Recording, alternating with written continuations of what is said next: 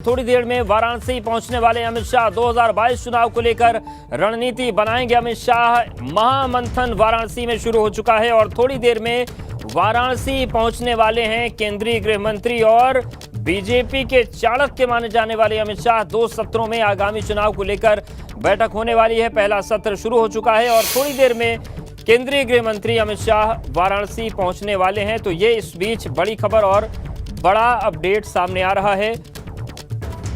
2022 की चुनावी रणनीति पर चर्चा के लिए कार्यक्रम शुरू हो चुका है और अब से थोड़ी देर में अमित शाह वाराणसी पहुंचने वाले हैं। 2022 चुनाव को लेकर रणनीति बनाएंगे और केंद्रीय गृह मंत्री अमित शाह थोड़ी देर में वाराणसी पहुंचने वाले हैं और हम प्रथम सत्र की बैठक भी आपको दिखा रहे हैं, शुरू हो गई है।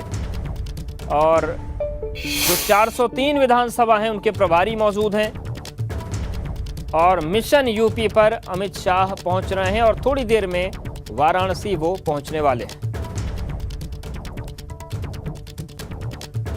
तो 2 सत्र होने हैं, पहले सत्र का आगाज हो चुका है और इन सब के बीच गृह मंत्री थोड़ी देर में पहुंचने वाले हैं। एक बार फिर से रुक करते हैं, ब्यूरो चीफ वीरेश पांडे हमारे साथ बने हुए। वीरेश जी, क्या जानकारी मिल रही, लगभग कितनी देर में अमित शाह पहुंच जाएंगे वहां पर और कार्यक्रम स्थल पर कब पहुंचेंगे?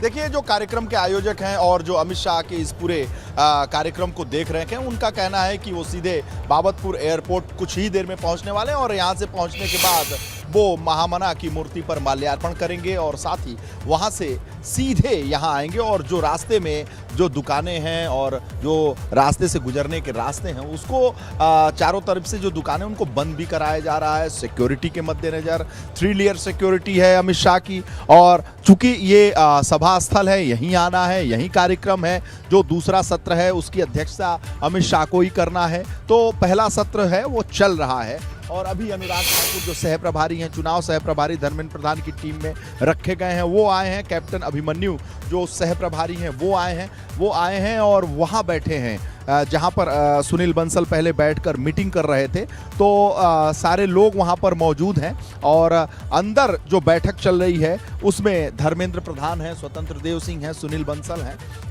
दोनों डिप्टी सीएम हैं। वो यहाँ पर बैठकर इस जो हॉल है बहुत बड़ा, 800 लोग जो यहाँ बैठे हुए हैं 2022 के मद्देनज़र वो सारे महत्वपूर्ण लोग यहाँ बुलाए गए हैं और वो बैठक इसलिए महत्वपूर्ण है कि 2022 के मद्देनज़र इतनी बड़ी बैठक, पहली बैठक यहीं हो रही है, काशी में हो रही है, वाराणसी में हो रही है, मोदी के संसदीय क्षेत्र में हो रही है और यहाँ से जो मंत्र दिया जाएगा उस मंत्र को लेकर जो 800 निर्णायक कार्यकर्ता हैं, नेता हैं, उन्हें जो कह सकते हैं, जो 403 बूथ लेवल के अध्यक्ष हैं, प्रभारी हैं और जिला अध्यक्ष हैं, वो सारे लोग जो जिनकी निर्णायक भूमिका है वो महत्वपूर्ण भूमिका अदा करेंगे। एक बार फिर मैं अनुराग ठाकुर जहां बैठे हैं, कैप्टन अभिमन्यु बैठे हैं, वहां लेकर चलना चाहता हूं क्योंकि वहां भीड़ है, कार्यकर्ता उनसे मिल रहे हैं और कैप्टन अभिमन्यु और जो अनुराग ठाकुर हैं वो अमित शाह का इंतज़ार कर रहे हैं और चूँकि आना तो उनको 2 घंटे पहले था लेकिन विलंब हुआ है। और इस देखिए अनुराग ठाकुर हमारे कैमरे की जद में है और अनुराग ठाकुर जी सह प्रभारी हैं, चुनाव सह प्रभारी हैं और इस बैठक में आए हैं। कोशिश करूंगा कि अनुराग जी कुछ बोलें।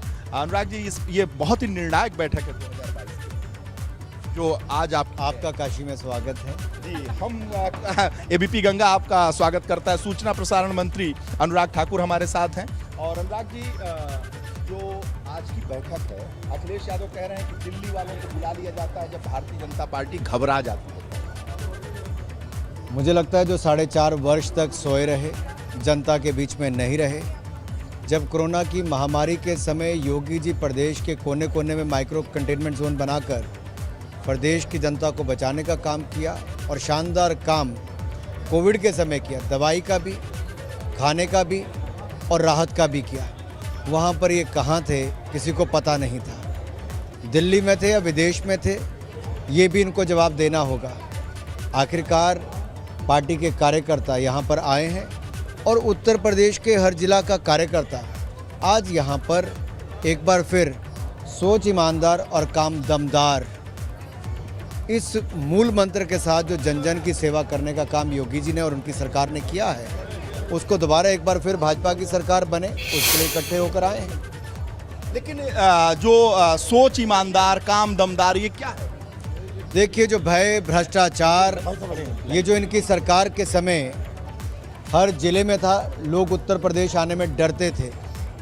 यहाँ के लोग कैराना जैसी जगह से छोड़कर जा रहे थे और ये पलायन को रोकने का काम योगी सरकार ने किया, लोगों में विश्वास पैदा किया, गुंडा राज को ख़त्म करने का काम किया। जो बाहुबली थे, जो बाकियों को तोड़ने का काम करते थे, उनकी इमारतें तक तोड़ने का काम भी हुआ है और कमर तोड़ने का काम भी। अब की बार कितना पार?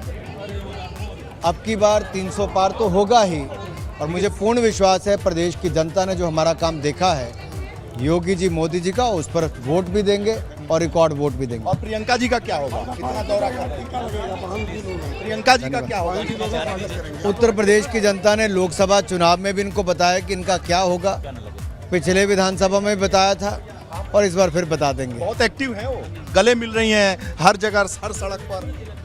देखिए, ये उनका अधिकार है, आखिरकार प्रयास कर रही हैं, करने दीजिए। और मायावती का क्या होगा?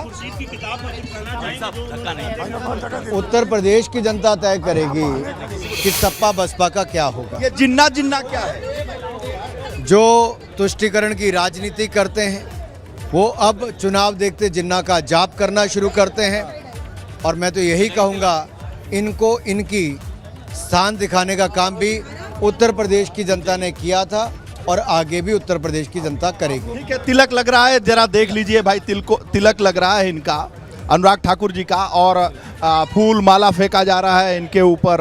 और ये जो भारतीय जनता पार्टी की पट्टी है वो भी बहुत ही एक्सक्लूसिव जानकारी अनुराग ठाकुर, जो केंद्रीय सूचना प्रसारण मंत्री हैं, खेल मंत्री हैं, युवा मंत्री हैं, उन्होंने दिया। एबीपी गंगा पर एक्सक्लूसिव जानकारी उन्होंने दिया और अखिलेश यादव के समेत विपक्ष के सारे नेताओं के ऊपर उन्होंने अपना निशाना साधा और कहा कि भारतीय जनता पार्टी की 300 की पार की जो आवाज़ है या उनका जो नारा है वो साकार होगा। और उसी के मद्देनजर ये बैठक देखिए, कोशिश सेल्फी की हो रही है। अनुराग ठाकुर काफ़ी लोकप्रिय हैं युवाओं में और तमाम उनके वीडियोस आए हैं, उनको लोगों ने देखा है कि वो काफ़ी एक्टिव रहते हैं खेल कूद में, और मंत्री तो बने ही हैं, लेकिन उनकी लोकप्रियता युवाओं में बहुत है। क्योंकि लेकिन जो बात अनुराग ठाकुर ने आपके सवाल के जवाब में कही कि अखिलेश यादव भले ही ये कह रहे हैं कि बीजेपी डर गई है, लेकिन कोरोना काल में जो ट्विटर की चिड़िया उड़ाते थे वही बहुत उल्टा पड़ रही है। हर कोई उनसे पूछ लेता है कि ट्विटर पर तोड़ रहे थे लेकिन जमीन पर नहीं नजर आए। निश्चित रूप से ट्विटर को लेकर सारे जो भारतीय जनता पार्टी के नेता हैं वो आड़े हाथों ले रहे हैं अखिलेश यादव को, कि उनका कहना है कि वो जमीन पर नहीं थे। ऐसा भारतीय जनता पार्टी के नेता कह रहे हैं कि कोरोना काल में वो जमीन पर नहीं थे, जमीन पर भाजपा के नेता थे। तो जब जो जमीन पे रहेगा, जमीन से उपज जो निकलेगी उसका फायदा निकलेगा, जो हवा हवाई रहेगा उसका फायदा नहीं मिलेगा। ये भारतीय जनता पार्टी के नेता कह रहे हैं, ये मैं नहीं कह रहा हूं, एबीपी गंगा नहीं कह रहा है। उनका ये कहना है, आरोप है अखिलेश यादव पर। और अखिलेश यादव ने भारतीय जनता पार्टी के इस नेतृत्व के ऊपर आरोप लगाया है कि जब भारतीय जनता पार्टी अपनी हार देखती है तो दिल्ली के तमाम जो सुरमा हैं, रणबांकुरे हैं, उन्हें उतार देती है यूपी के मैदान पर, अन्य राज्यों के मैदानों पर। और उसका परिणाम वो कटाक्ष भी कर रहे हैं कि बंगाल में क्या हुआ, उन जगहों पर क्या हुआ, दिल्ली में क्या हुआ, ये जब लाओ लश्कर के साथ जाते हैं तो कौन सा परिणाम बदल लेते हैं। ऐसा अखिलेश यादव का आरोप प्रत्यारोप है। इसमें एबीपी गंगा नहीं पड़ता है। हम तो दर्शकों को हर वो चीज, हर वो तस्वीर, हर राजनीतिक कटाक्ष, व्यंग, निशाना जरूर दिखाएंगे, क्योंकि हमारा दिखाना कर्तव्य है। और एक बार बिल्कुल देखिए, जो अंदर जा रहे हैं अनुराग ठाकुर, कैप्टन अभिमन्यु, और उनको ले जाने में बड़ी दिक्कत महसूस हो रही है जो कार्यकर्ता हैं, क्योंकि उनकी लोकप्रियता की वजह से सेल्फी खिंचवाने का एक ट्रेंड आ गया है और वो सेल्फी बिल्कुल। और आपके जरिए वीरेश जी, ये तस्वीरें हम देखते रहेंगे, राजनीतिक समीकरण जो है समझते रहेंगे। फिलहाल आपका शुक्रिया ये तस्वीरें दिखाने के लिए, अनुराग ठाकुर से बात करने के लिए। कांग्रेस प्रवक्ता राशिद अल्वी के बयान को लेकर कांग्रेस पर बड़ा हमला बोला। स्वतंत्र देव ने कहा कि कांग्रेस लगातार हिंदुओं और हिंदुत्व को बदनाम करने पर तुली रहती है। का बयान, और इस बयान पर उत्तर प्रदेश बीजेपी के प्रदेश अध्यक्ष स्वतंत्र देव जी का क्या कहना है, इनसे लेते हैं, प्रतिक्रिया क्या है। देखिए, राजनीतिक क्षेत्र में काम करना अच्छी बात है, लेकिन राजनीतिक क्षेत्र में काम करते करते आप देश के दलितों को, पिछड़ों को, बैकवर्डों को, शोषितों को, वंचितों को और समाज के सभी वर्गों का अपमान करिए, ठीक नहीं है। आप कैसे कह सकते हैं कि राम का नाम लेने वाले देशद्रोही हो सकते हैं, राक्षस हो सकते हैं। इस धरती पर कांग्रेसियों को जगह नहीं मिल सकता है। पूरी धरती पर घूमते रह जाएंगे, जगह नहीं मिलेगा इनको। राशिद दलवी एक और बयान दे रहे हैं। राहुल गांधी हिंदू और हिंदुत्व की परिभाषा बता रहे हैं। इसके साथ सलमान खुर्शीद की किताब, ये क्या, इसके पीछे का क्या मकसद है, क्या बताना चाहते हैं? हिंदुस्तान को इस संतों महात्माओं ने बनाया है। ये भारत माँ को, पूरे राष्ट्र का निर्माण संतों महात्माओं ने किया है, यहाँ के ऋषि मुनियों ने किया है। ये कोई नेताओं ने राष्ट्र नहीं बनाया है। एक वंशवाद की पार्टियां चलाकर और देश को बर्बाद करने पर तुले हैं। 70 साल से बर्बाद किए, भूल जाइए, अब कुछ नहीं होने वाला है। आदरणीय मोदी जी और राज्य के अंदर योगी जी के नेतृत्व मतलब कुछ नहीं होने वाला, भूल जाएं लोग।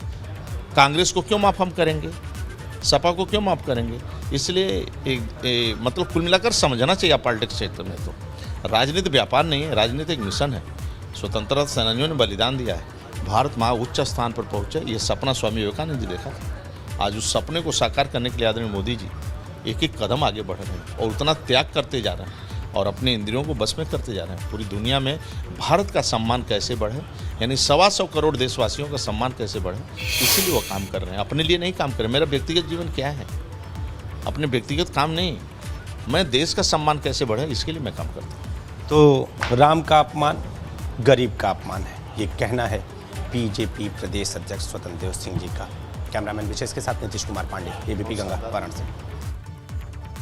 कांग्रेस के प्रशिक्षण शिविर में राहुल गांधी का अजीब व गरीब बयान सामने आया। उन्होंने कहा कि हिंदू और हिंदुत्व अलग हैं।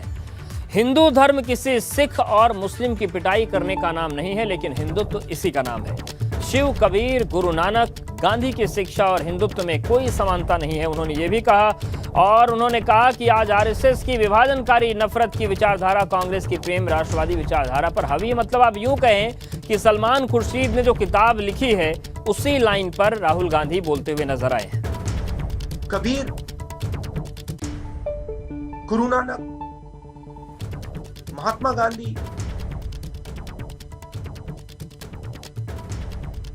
बहुत सारे लोगों ने इस विचारधारा को अपनाया और फैलाया। उनके भी आइकॉन्स हैं, हमारे भी आइकॉन्स हैं। उनके आइकॉन सावरकर, हमारे आइकॉन महात्मा गांधी।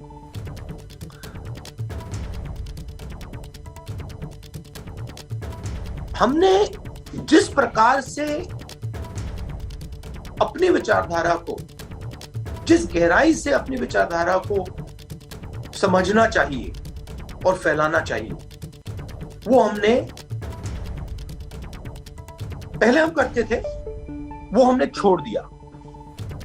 और उसके कारण थे, किसी की गलती नहीं मगर कारण थे। मगर अब समय आ गया है कि हमने अपनी विचारधारा को अपने संगठन में गहरा करना है। यूपी विधानसभा चुनाव को लेकर आखिर कैसी सियासी बयार बह रही है, लोग क्या सोच रहे हैं, लोग किन बातों पर चर्चा कर रहे हैं, उनके मुद्दे क्या हैं, ये समझने के लिए जानना जरूरी है कि आखिर क्या चल रहा है। अब हम आपको लेकर चलते हैं फिरोजाबाद में, जहां पर हमारे संवाददाता कृष्णा पुरवाल के पास, जो सीधे आम लोगों से बात करेंगे।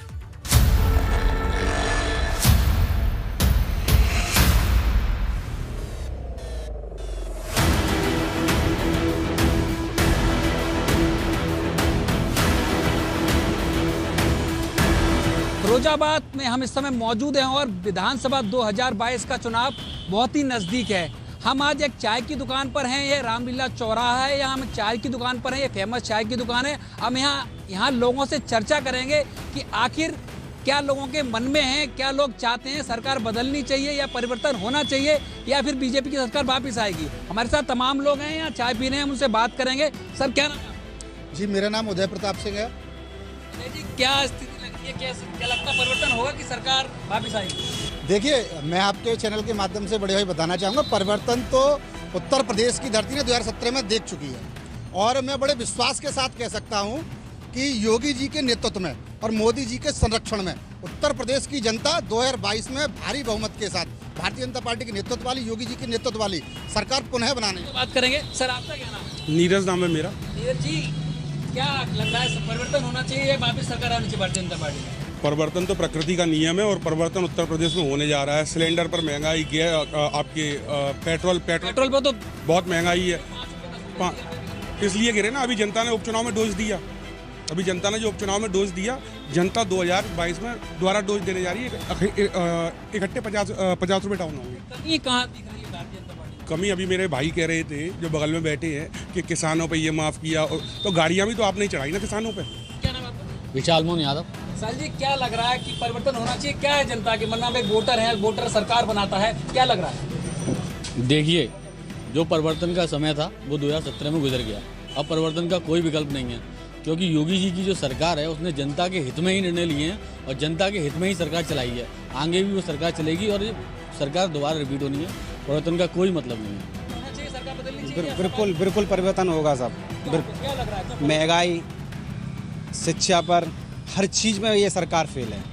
हर चीज़ में कहीं भी सरकार ने ऐसी उपलब्धि नहीं की जिससे आम जनमानस को सुखी लाभ प्राप्त। किसकी सरकार आ सकती है? अखिलेश यादव। और चलिए सीधे रुक करते हैं वाराणसी का। केंद्रीय गृह मंत्री अमित शाह पहुंच गए हैं और देखिए उनका एयरपोर्ट पर स्वागत हो रहा है। मुख्यमंत्री योगी आदित्यनाथ मौजूद हैं और जो बीजेपी से जुड़े लोग हैं वो और अधिकारी जो हैं, जिले के वरिष्ठ अधिकारी, मंडल के वरिष्ठ अधिकारी हैं, वो उनका स्वागत कर रहे हैं। तो हम सीधी तस्वीरें आपको दिखा रहे हैं वाराणसी के बाबतपुर एयरपोर्ट की, जहां पर केंद्रीय गृह मंत्री अमित शाह पहुंच गए हैं और उनके साथ देखिए उनकी अगवानी के लिए प्रदेश अध्यक्ष स्वतंत्र देव सिंह, मुख्यमंत्री योगी आदित्यनाथ भी मौजूद हैं और जो कार्यकर्ता हैं अपना परिचय दे रहे हैं, उनका स्वागत कर रहे हैं। तो ये हम तस्वीर आपको दिखा रहे हैं और देखिए डिप्टी सीएम दिनेश शर्मा भी मौजूद हैं। तो ये जो तस्वीर है ये है वाराणसी एयरपोर्ट की, जहाँ पर केंद्रीय गृह मंत्री अमित शाह पहुँच गए हैं, उनका स्वागत हो रहा है। और यहाँ से वो पहुँचेंगे लंका, जहाँ पर बनारस हिंदू विश्वविद्यालय है, महामना की मूर्ति पर माल्यार्पण करेंगे। तो भारतीय वायुसेना का जो विमान है उससे केंद्रीय गृह मंत्री पहुँचे और वाराणसी पहुँच चुके हैं और वहाँ पर उनका स्वागत हो रहा है। और यहाँ के बाद वो जाएंगे लंका और उसके बाद फिर कार्यक्रम स्थल की तरफ रवाना होंगे, जहाँ पर मंथन चल रहा है। तो ये आज का बड़ा अपडेट है कि यूपी दौरे पर केंद्रीय गृह मंत्री अमित शाह पहुंच चुके हैं, उनका स्वागत किया मुख्यमंत्री योगी आदित्यनाथ ने, उप मुख्यमंत्री डॉक्टर दिनेश शर्मा ने, प्रदेश अध्यक्ष स्वतंत्र देव सिंह ने। और अब देखिए गृह मंत्री जो हैं वो एयरपोर्ट से बाहर निकलेंगे और यहां से जाएंगे महामना की मूर्ति पर माल्यार्पण करेंगे, फिर कार्यक्रम स्थल पर पहुंचेंगे। तो सीधी तस्वीरें हम आपको दिखा रहे हैं। वाराणसी के बाबतपुर एयरपोर्ट पर पहुंच गए हैं गृह मंत्री अमित शाह, वाराणसी एयरपोर्ट पर पहुंच गए हैं और यहां से रवाना होंगे वो लंका के लिए। तो सीधी तस्वीर हम आपको दिखा रहे हैं वाराणसी एयरपोर्ट की, जहां पर पहुंच चुके हैं केंद्रीय गृह मंत्री अमित शाह। 2 दिन का दौरा है, पार्टी कार्यकर्ताओं को विजय का, जीत का मंत्र देंगे और थोड़ी देर में भाजपा के कार्यक्रम में शामिल होने जा रहे हैं। तो सीधी तस्वीर भी हम आपको दिखा रहे हैं और इस वक्त का बड़ा अपडेट जो है, और देखिए इसी जो हेलीकॉप्टर वहां पर खड़ा है वहां से आगे रवाना होंगे, लेकिन ये तस्वीर हम उस वक्त की आपको दिखाए हैं जब गृह मंत्री एयरपोर्ट पर पहुंचे और उनका स्वागत किया गया। लगभग 800 कार्यकर्ताओं को जीत का मंत्र देंगे। जो 403 विधानसभाएं उनके प्रभारियों को बुलाया गया है।